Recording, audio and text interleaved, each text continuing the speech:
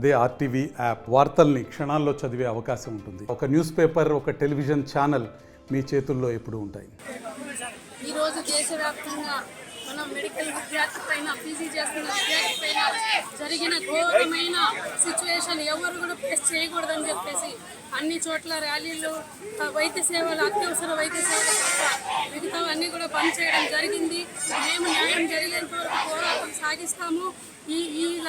ఈ లక్ష్యం అంతా నెరవేరే వరకు అందరం కూడా కలిసికట్టుగా కృషి చేసి న్యాయం కోసం పోరాడి శిక్షలు వైద్యం మీద ఉన్న నమ్మకాన్ని వదిలేసి ఎంతోమంది దుండగులు చేసిన అరాచకాలపై శిక్ష పడాలని, వాళ్ళందరికీ శిక్షించబడాలని మేము ఈరోజు ర్యాలీని కండక్ట్ చేస్తున్నాము.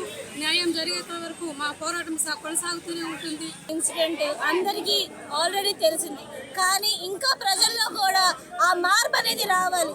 మేము ఈ రోజు చేస్తున్న ర్యాలీ కేవలం ఇక్కడ మేము చేసి వెళ్ళిపోవడానికి కాదు, ఇక్కడ మా గుండెల్లో రగులుతున్న మంట మీకు అందరికీ తెలియాలని చేస్తున్నాము. ప్రజలు కూడా ముందుకొచ్చి మాతో పాటు సహకరించి వాళ్ళు కూడా రేపటి రోజు వారి ఇంట్లో ఒక అమ్మాయికి ఇదే పరిస్థితి వస్తే ఏంటి అని వాళ్ళు నిలదీయాలి. ఈ చట్టాలు అయితే ఏదైతే వస్తాయో ఇంకా స్ట్రాంగ్ చేసి మమ్మల్ని ప్రొటెక్ట్ చేయాలని మేము కోరుకుంటున్నాము. అదేవిధంగా ఇప్పుడు ఈ రోజు ఏదైతే ఇన్సిడెంట్ జరిగిందో రేపటి రోజు మాకు జరిగితే ఏంటి పరిస్థితి, మన ఇంట్లో వాళ్ళకి జరిగితే ఏంటి పరిస్థితి. ఒక ఆడపిల్ల హాస్పిటల్లో తన డ్యూటీ చేసుకున్న ఆడపిల్ల మీద ఇలా జరిగితే రేపు మీ ఇంట్లో వచ్చి చేయని గ్యారెంటీ ఏముంది? రేపటి రోజు మీకు కూడా ఇదే సమస్య రావచ్చు.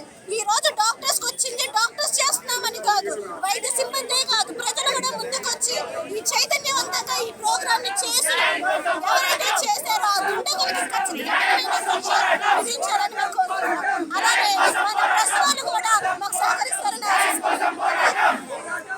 మరిన్ని వీడియోస్ కోసం ఛానల్ ని సబ్స్క్రైబ్ చేయండి. లేటెస్ట్ అప్డేట్స్ కోసం వాట్సాప్ ఛానల్ ని ఫాలో చేయండి. అండ్ లింక్ డిస్క్రిప్షన్ లో ఉంది.